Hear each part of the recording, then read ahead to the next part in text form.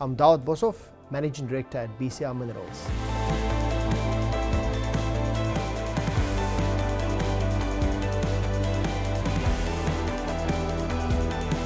Thanks for your time.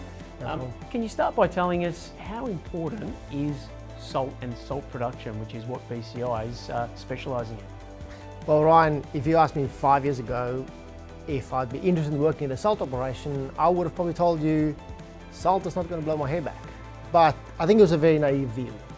Salt is such a fundamental component of everyday life for all of us. And I don't think we all realise it as one of those unsung heroes in the minerals industry and chemical industry.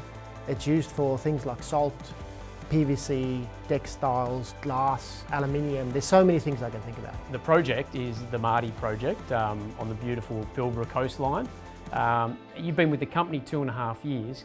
Can you tell us just a little bit about that project, where it stacks on a world scale? It'll be the largest salt operation in Australia, single operation. It'll be the 3rd largest in the world. And in the Pilbara, we're very blessed with great climatic conditions for salt production, and that allows us to build a world-class operation. And we are now about 63% through construction, so on our way there. You speak of the Pilbara, and obviously you've got challenges there from an environmental and sustainability perspective.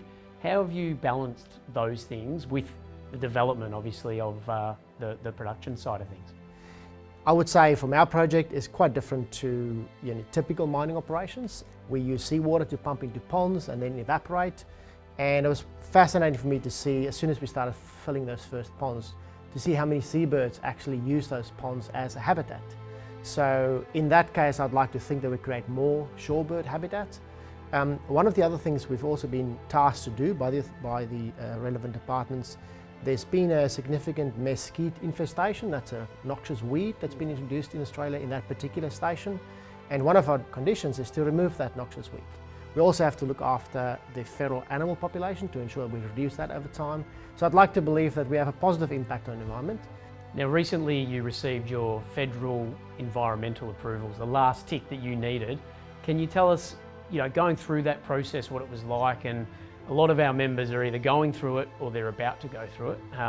Any tips you might have for them as well?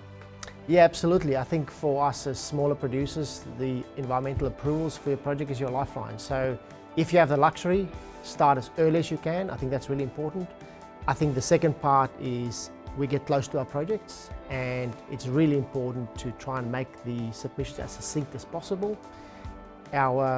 The authorities that's approving these, they've got a lot of projects on to try and make sure they're streamlined. And I think really important to build that trust over the time that you're dealing with, whether it's federal government or state government, so that the approval process is efficient. I think that's really important.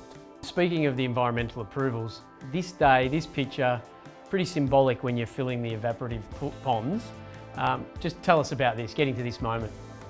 Yeah, what a moment. I think this is probably one of those moments I'll remember in my career for a very, very long time.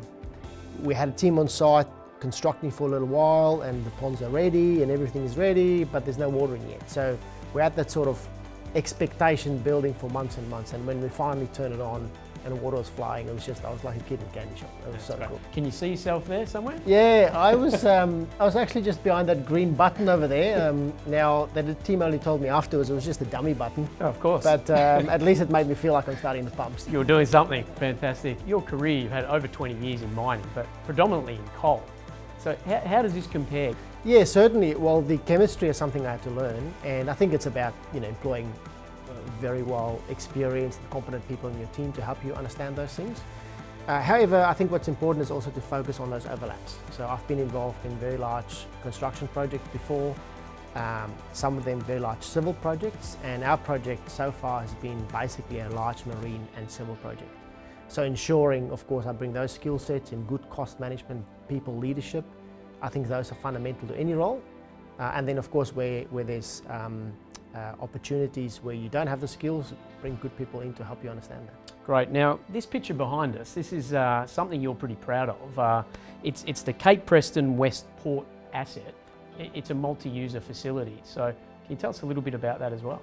I am very excited about this opportunity. I think the port will allow some of those more junior miners in our region to be able to have an option to export their product. It is a multi-user port. It's a designated port by the Pilbara Ports Authority, and we are now actively going through the process to work on potential access agreements with potential partners to be able to fully utilise this asset.